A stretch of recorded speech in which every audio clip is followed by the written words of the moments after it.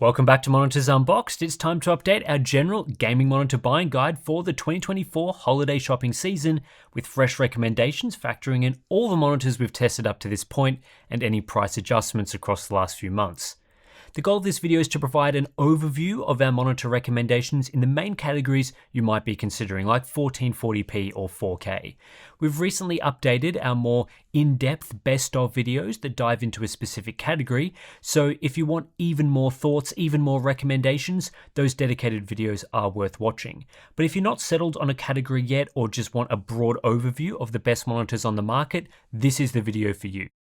As with our previous best of videos, we tend to talk about and recommend monitors we've personally tested and know to be good, or monitors that are very similar to products we have tested. It's always worth going back and checking out the dedicated monitor reviews we produce for more in-depth thoughts on each product. But just so you know, these recommendations are not sponsored in any way by any company, they're based on our testing and reviews. Finally, a note on pricing. While pricing was accurate when we made this video, prices do change pretty often, so it's always worth checking out the links in the description, which will provide up-to-date pricing information. Anyway, let's get into it.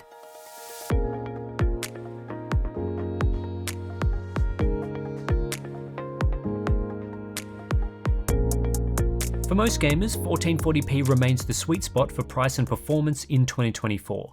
With new OLED options at the high end and price reductions for LCDs in the middle and lower parts of the range, there's something for everyone at this resolution. For those after the ultimate 1440p gaming monitor, I'd currently recommend the Asus ROG Strix XG27 AQ-DMG.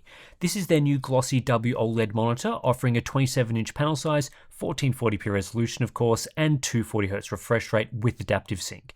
For most gamers, after a high-end, brilliant gaming display, the XG27 AQ-DMG offers an excellent range of features and performance at a solid, though high-end price.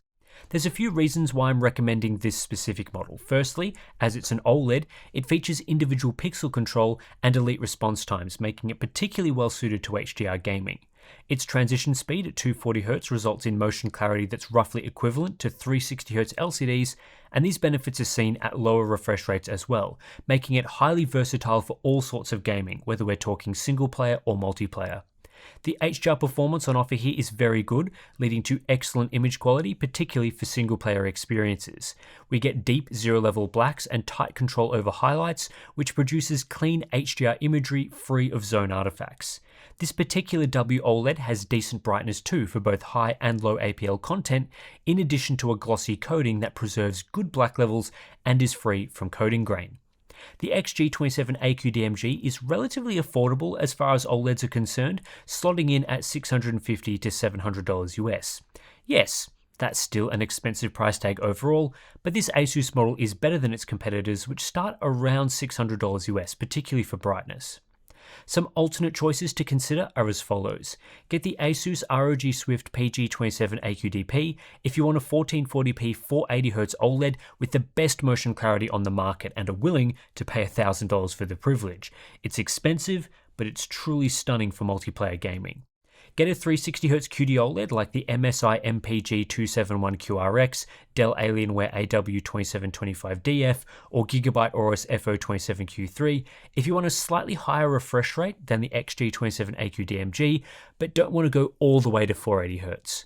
Typically, they cost about $50 to $100 more than the Asus model, and this group of QD OLEDs all offer similar performance.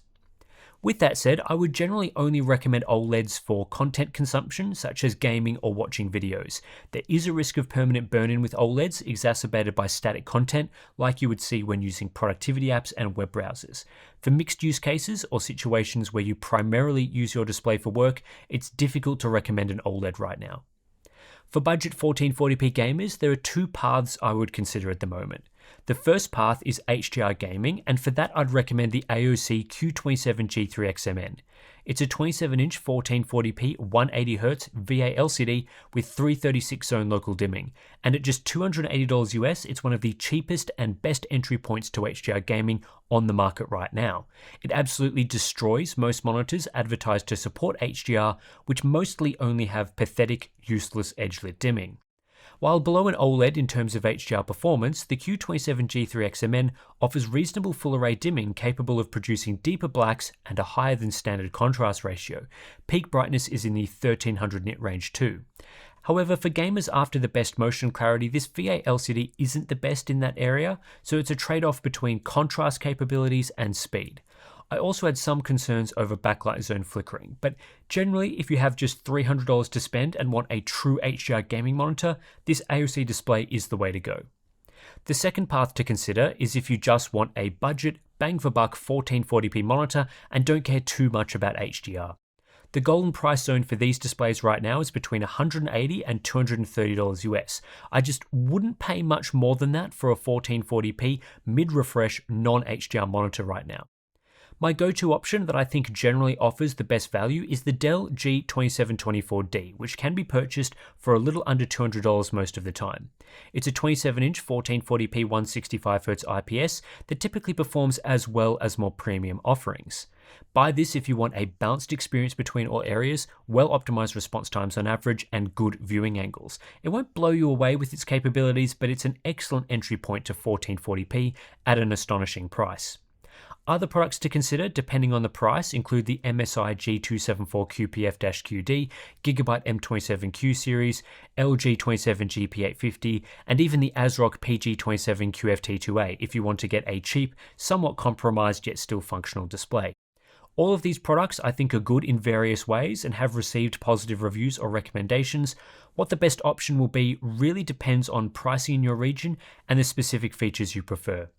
I'd also consider the MSI G274QPX and LG 27G83Q if you want to spend a little more to get a 240Hz LCD, which may be a better choice if you are primarily a multiplayer gamer and would benefit from increased motion clarity.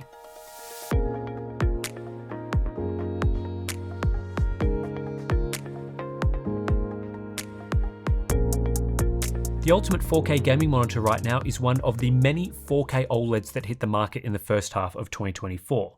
Like I was discussing in the 1440p section, OLED brings lightning fast response times and individual pixel control, resulting in an excellent HDR gaming experience for many types of gamer. When you step up to 4K, you get a higher resolution, better text clarity, and a larger panel size, making these displays some of the best in the market overall. There are two main 32-inch 4K 240Hz OLED panel variants available today, QD-OLED and WOLED. The best choice for you will depend on your preferences. For example, QD-OLEDs are generally glossy and WOLEDs are generally matte. QD-OLEDs generally have wider color gamuts and higher color brightness, but WOLEDs tend to have stronger brightness in brighter scenes and include dual mode functionality that allows you to run them at 1080p 480Hz. There's no correct choice here, and I don't believe one panel is clearly superior to the other. They offer different features and characteristics. The good news is that you can't really go wrong picking a 4K OLED. Almost all of the 4K models I've tested perform very well, and especially among the QD OLED pack, the various options perform very similarly. To make a choice here, it's best to focus on any specific features you'd like, such as Dolby Vision or unlocked color modes, as well as pricing in your region. If you decide to go with a QD OLED, I can recommend all of the Asus ROG Swift PG32 UCDM, the MSI MPG 321 URX and the slightly cheaper MAG 321 UPX, the Dell Alienware AW3225QF, and the Gigabyte Aorus FO32U2P plus the slightly cheaper FO32U2. You should also consider the Samsung Odyssey OLED G80 SD that I haven't tested. I don't think there's a bad pick here because they all use the same panel and it's an excellent panel for gaming.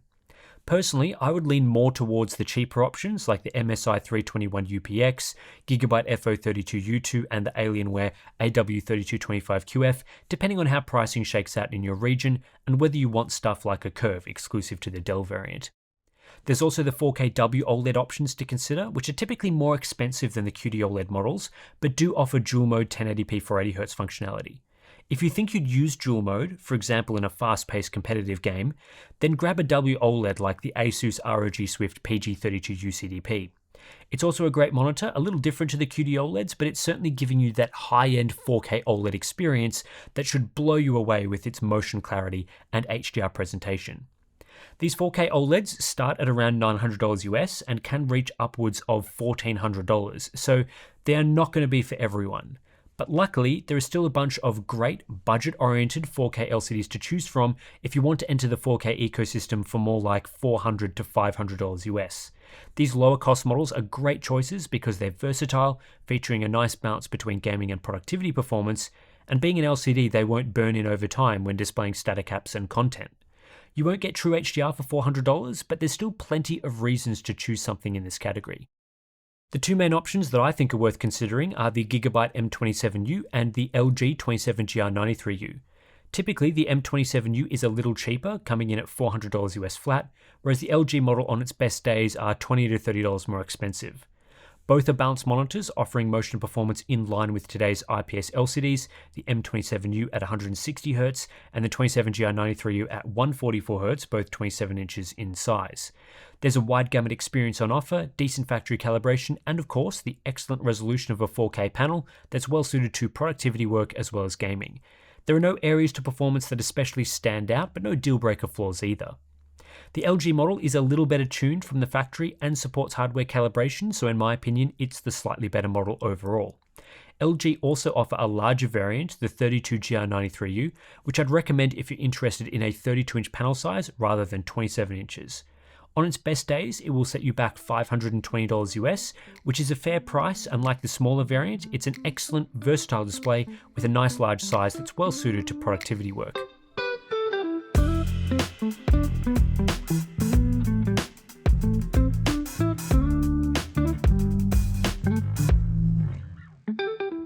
If you've skipped forward to the best HDR section of this video, I've actually covered my HDR picks already in the 1440p and 4K sections. But here's a quick summary if you're in the market specifically for an HDR gaming display. The best HDR monitors on the market right now are 32-inch 4K 240Hz OLEDs, but they're also the most expensive, typically starting around $900 US, which is certainly a hefty price tag. Luckily, you can't really go wrong when choosing one, as both the QD-OLED and WOLED panels used across all variants are excellent, with most models offering very similar performance. You should make a final choice based on any unique features that you're interested in and the price in your region. Check the 4K section again for those picks. For most HDR gamers, I just can't recommend anything but OLED at the high end. The capabilities of OLED are just so well suited to a wide variety of games. There's a few HDR LCDs I've liked in the past, such as the Samsung Odyssey Neo G7, and I've tested a few more this year, but for gaming in particular, I think the OLEDs are clearly better. The only reason I'd go LCD is if you plan on doing a ton of productivity work, in which case the burn-in concerns around OLED makes that panel type less than ideal. If you still want an OLED gaming monitor for its HDR capabilities, but can't justify spending over $1,000 US, then the next best option is spending around $700 to get the Asus ROG Strix XG27 AQDMG. It's a 27-inch 1440p 240Hz WOLED with a glossy screen coating and generally excellent performance, including great brightness characteristics. With its price sitting around the entry point for OLED monitors, it's hard to go past in the upper mid-range. Then for budget HDR gamers, I'd go with the AOC Q27G3XMN. It features a 27-inch 1440p 180Hz VA LCD panel with 336-zone local dimming. It doesn't have the same tight control over HDR that you'd get from an OLED, but its contrast is enhanced by a truly HDR-capable backlight, and it gets very bright. There are a few monitors offering these sorts of capabilities at its $280 price point. Most are fake HDR products that are impossible to recommend for people that actually want to experience proper HDR gaming. This AOC monitor isn't fake, and I'd recommend it.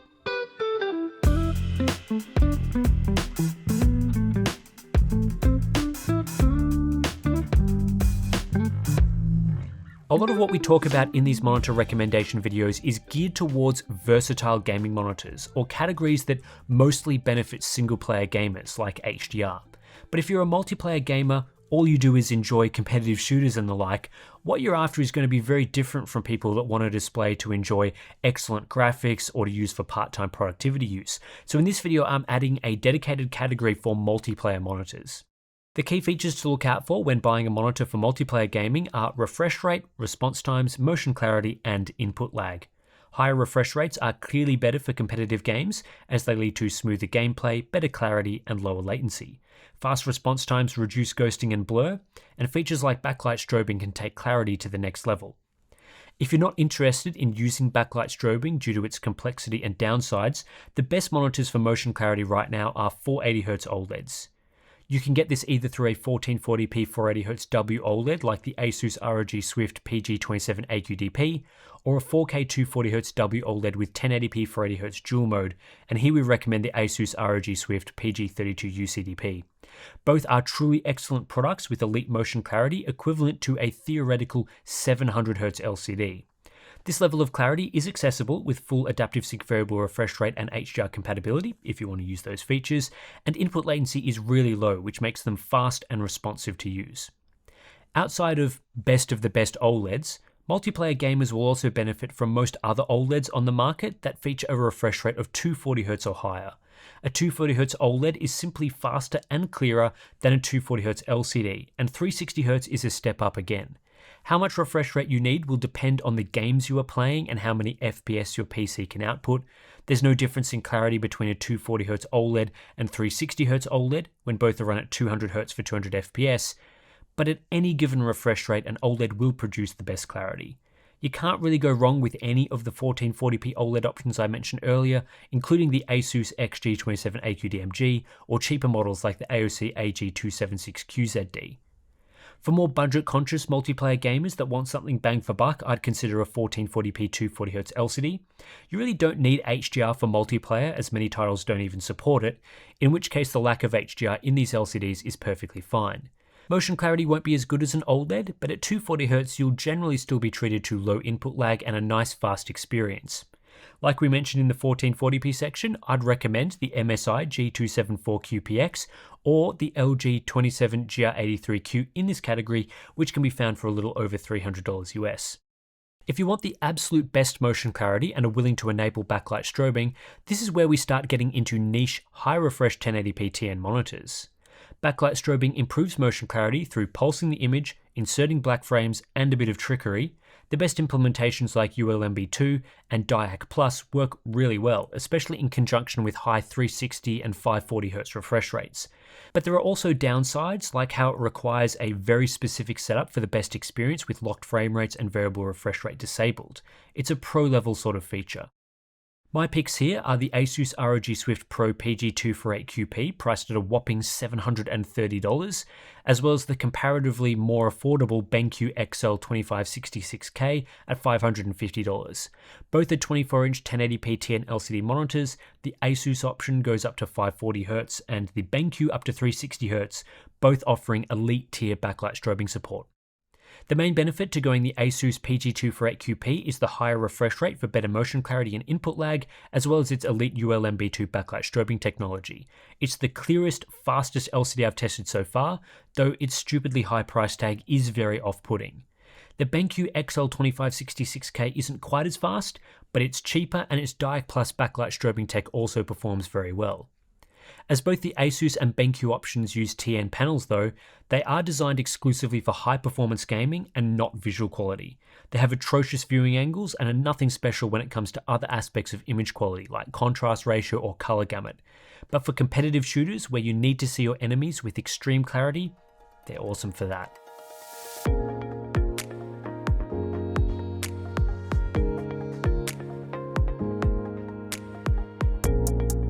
While I have tested more ultra-wide gaming monitors since my last update, my opinion on the best option hasn't changed.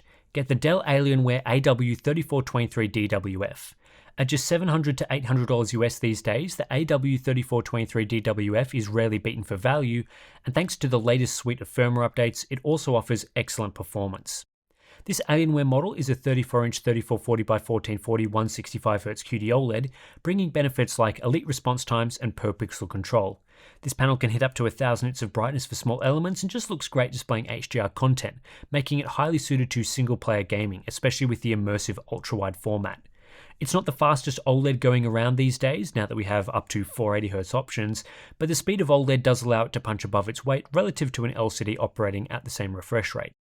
The DWF model is well calibrated and it has decent SDR brightness. The subpixel layout of this QD OLED isn't ideal for text quality, there is a risk of permanent burn-in, and the glossy screen coating is a bit divisive, but in general it's a really great monitor. There is more competition in this category now though. Newer QD OLED offerings have increased the refresh rate to 240Hz, but typically this comes with a price premium. I wasn't overly impressed with the Gigabyte MO34WQC2 for example, which is retailing for its lowest ever price of $900 US, a near 30% premium over the Alienware model. There's also the MSI MPG 341CQPX, which is a bit cheaper than the Gigabyte, but I haven't tested it. As for WOLED ultrawides, I'd rule them out primarily due to their aggressive 800R curve that I'm not a huge fan of, as well as their weaker text rendering and higher price tags. With that said, WOLED is the only way right now to get larger panel formats such as 39 and 45 inches with an OLED panel. Lastly, if you want a super ultra-wide panel, there are 49-inch 5120 by 2160 QD-OLED panels available at up to 240Hz, providing a 32:9 aspect ratio, which is the equivalent of two 27-inch 1440p panels stitched together side by side. My lukewarm recommendation in this category remains the Samsung Odyssey OLED G95SC or the G93SC at $1,200 and $1,000 respectively, depending if you want the smart TV functionality or not.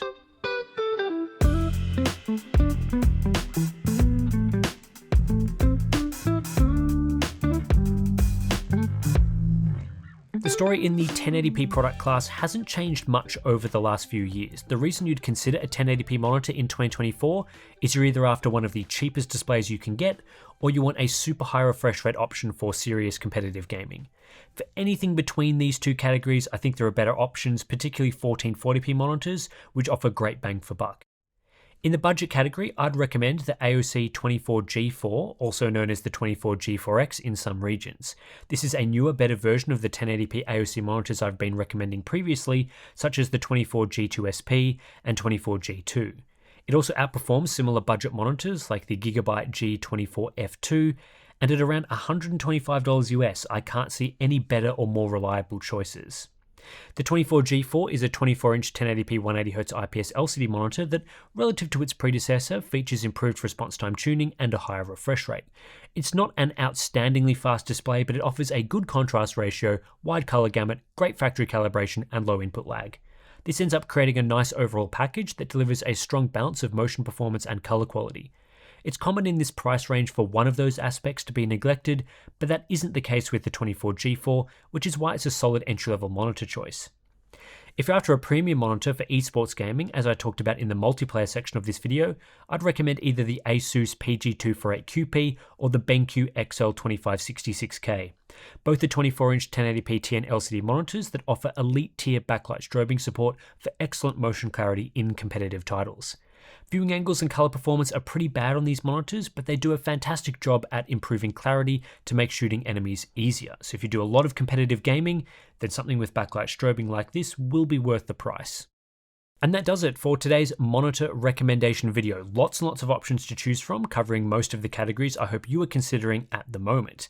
If you do want to learn more about the monitors that we've talked about today, we do have dedicated reviews for most of them that will go into the specifics around performance and features, and they're of course well worth watching. I also have longer breakdowns available for the best 1440p, best OLED, best 4K monitors, and all of those have just been recently updated, so you should have some nice fresh recommendations in there that will expand upon everything that we've been talking about in this particular video. And there's even a couple more additional options in there as well. You might have thought, hey, you've recommended like 30 different monitors in this video. Well, in each of those individual videos, there's even more products that we talk about. Pricing and buy links for the monitors we've been talking about are also in the description. We really appreciate anyone that checks out the things that are in the description below, so check all that stuff down there.